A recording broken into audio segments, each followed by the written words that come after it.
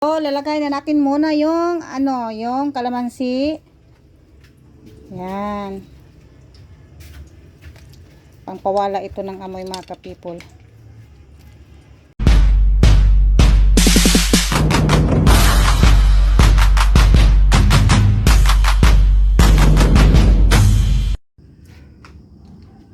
Hello, magandang gabi sa inyong lahat. Magluluto tayo ngayon ng isinigang natin itong mga ka-people, yung chicken at saka pwede naman ito sinigang, oy. At saka yung yung shrimp. Lagay din tayo ng shrimp, hahalo natin. Tapos ito na yung mga niya, yung mga panakot niya na may lemongrass tayo, may dalawang kalamansi, may sitaw, may paminta powder, may cubes tayo dito, saka may luya tayo, may red pepper, onion at saka kamatis. So ready na ito, mga ka-people. Ay, may pala tayo dito, may repolyo, hindi mawawala ang repolyo. Ay, meron pala dito kulang yung bawang. So luto muna tayo ng sinigang. Pero ang gamit ko na sinigang, mga ka-people, is yung kalamansi. Hindi ako gumagamit ng mga dyan. Yung kalamansi talaga, mga ka-people. Itong dalawang kalamansi, ilalagay ko muna ito, isasabay ko pag pag prito ng yung tawag nito, yung chicken, para mawawala yung amoy niya. At saka yung luya, isasabay ko muna siya. So mamaya kuha muna tayo ng kalamansi, mamaya yung ihahalo na natin sa ating sinigang. Hello. So lalagay na natin muna yung yung kalamansi. Yan.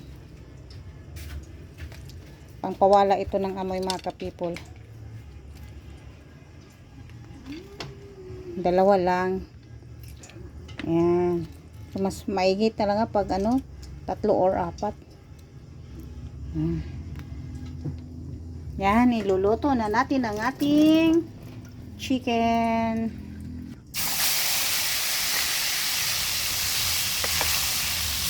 Yan ating mga ka-people ito. Lagyan natin ng kalamansi. Tapos isabay natin ang ating luya. Sabay natin sa pagluto ang ating luya, sa pagpiprito. Isa rin ito mawawala yung amoy ng chicken. So mikos tayo.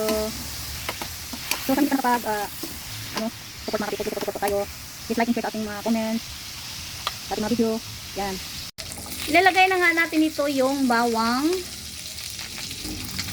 onion,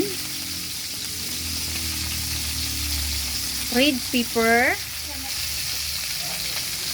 at kamatis. Yan. Prito muna natin. Gigisa muna natin, mga ka-people.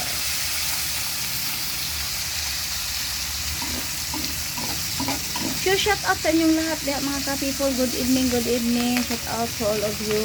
So, sana, ingat-ingat po tayo, mga ka-people, kasi palagi na lang umuulan dito.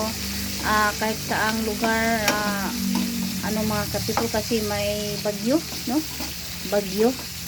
So, dapat ingat-ingat po tayo, maging tayo, mga ka-people, lalong-lalo sa ating mga anak-anakin natin, laging bantayan, lalong-lalo sa school. At ilalagay na nga natin dito yung sitaw.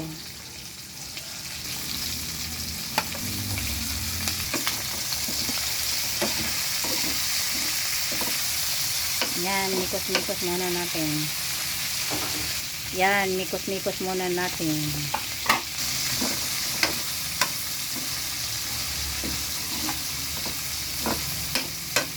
At ilalagay na natin yung shrimp.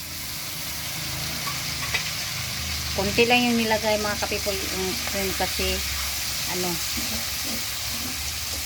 parang isa lang ata ang kumakain ito ngayon.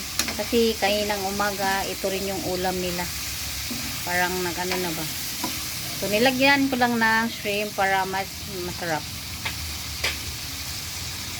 So, in fairness hindi ako kumakain ng shrimp ngayon. At ilalagay na nga natin yung lemongrass. Yan, isa sa nagpapasarap ng ating ulam for today. Yan. Mabango talaga siya mga ka-people kapag may lemongrass. Bukan nyo rin yan. Pero sa hindi sanay, parang iba yung lasa sa kanila pag hindi sanay. Pero pag sanay na kayo, nakong bango-bango talaga niya. Sarap talaga. Lagay natin ng konting water. Yan, konti lang muna. Ilalagay natin yung chicken cubes para mas lalong masarap ang ating ulam for tonight. Yan, pakuluin lang muna natin ng mayos. Ilalagay na nga natin yung kalamansi. Yun, ito ang tawag nito, sinigang. Yan.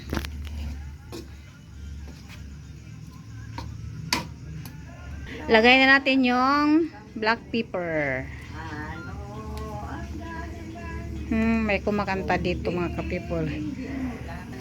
At last, repolyo or cabbage.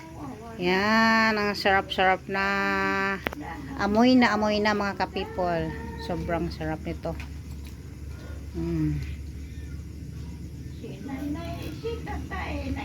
Kaman na. So, pakuluin natin ng konti at ready na ang ating sinigang na chicken with shrimp. Thank you so much for watching.